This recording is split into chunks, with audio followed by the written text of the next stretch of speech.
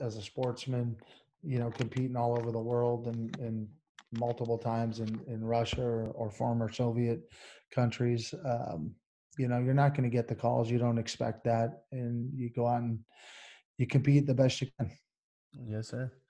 Uh, let's talk a little bit about the early years of Team Quest and how that came about. Because I know Chris Lieben's side of the story and how his brother called him up and stuff like that. But I would like to hear your side of the story if you don't mind shining some light on Okay, that's fine. I'll share that with you. Yeah, after like I said, after the Olympics, I'd moved back to my hometown of Oregon there, and started a business after the Olympics. We were selling cars, and it. Yeah. Chris Lieben's brother came and sold cars for us, and in the back of my car lot, I had some mats, and Randy and I were training back there, and Shale and was living in California. He'd come up and train with us occasionally, do some camps when he had fights coming up. But mostly it was, a lot of us guys from the Portland area, and Chael Sonnen was in that group. And I mean, there's a lot of great names. I mean, Ed Herman, who's still fighting in the UFC now. This guy's got one of the longest careers of anybody I've ever known. Yeah. Super durable athlete. Chris Lieben. I mean, that group of guys was just phenomenal to train with. We had a lot of southpaws in the room.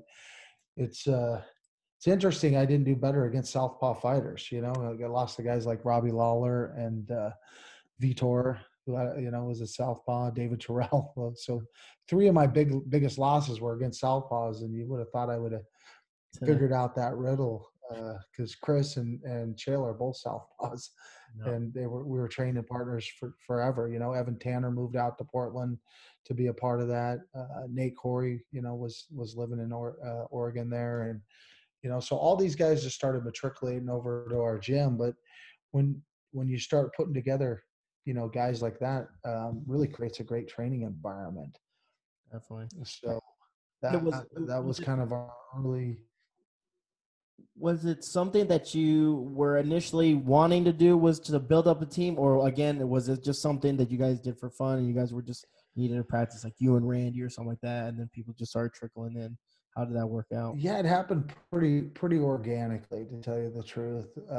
Like I mentioned, we both sat down in the back of the garage there in the car lot, and Randy and Shale and I were training. Dan was coming up occasionally, and guys like Chris Lieben start popping in, said, "I want to do this," and that tough guys, just tough guys, from the streets there in Portland. We've had a lot of guys. I'm thinking around the middleweight, but then you got Ian Loveland and Ryan Schultz and Zach George. And I mean, so many guys at that low weight class, and then we had some heavier guys, some 205 fighters. I mean, there was just so many talented guys that came through our gym. And no, we did not have a business strategy or a plan to put that together. It was, we're going to train in the back. And then Robert Follis, approached Randy and said, I'd like to be the coach and be a part of this and create more of a business model. And so we eventually, and still to this day have classes at our gym and programs and I always had been involved on the coaching side, whether it was college wrestling or Olympic wrestling, like I do now. I coach the U.S. Olympic team, but That's awesome. so I started building a curriculum for kids, and 20 years later, I've promoted 4 black belts in my system out of 20 years. So it's not a black belt factory. It's a it's a very intense curriculum, and the athletes that have come out of that program they don't just have the skills on the mats, and they build character and leadership skills in that program as well. So Definitely. Do really you serving that community. mhm. Do you enjoy um, coaching more than you do fighting now? Again, your career was great. but now, passing on your legacy, your knowledge to other fighters.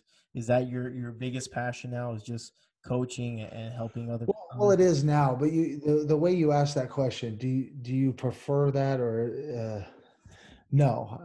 If I could still get out in the ring and fight and train and prepare, I love that process of having a goal out in front of you, and especially I mean the tournament model, going back to the Olympics and stuff, is you have to win the first round, you have to win in the quarters, you have to win in the semis to get to the opportunity to be in the finals. Yes, sir. And um, so it's a little different there, but I love the whole process. I love competing, being a competitor and doing all the things that, figuring out how you can get an advantage just by, your training, your nutrition, your recovery, Mhm. and seeing who can prepare best for that one night of competition.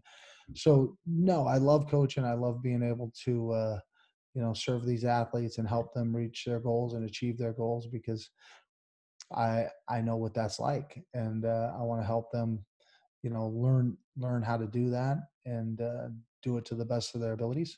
But if I could still compete, and be competitive, um, I would probably much prefer to be in the ring myself, to tell you the truth. But that's not a reality at 50 years old. So I had a pretty long career. I think I fought, my last fight was 2012, so I was 42. Um, but I could definitely tell that my speed and reaction times were slowing. Mhm. Being in the ring too long, you could start to take some brain damage. I don't want to, you know, damage myself any more than I already was. Definitely, definitely. But like I said, you had a magnificent career, man. Loved Well, I watching, appreciate that. love watching you inside a cage, and I love that you're still helping others out and stuff like that. A big role model as well. I mean, like I said, I mean, you've done movies. I mean, you name it, you've done it, man. So again, I just want to say thank you so much for joining me. It's been more than an honor to actually have you on the show. I really do appreciate it. Well, thank you. We can do it again sometime as well. I appreciate the chance to share with you, and have a Merry Christmas. Hey, man, as well, sir.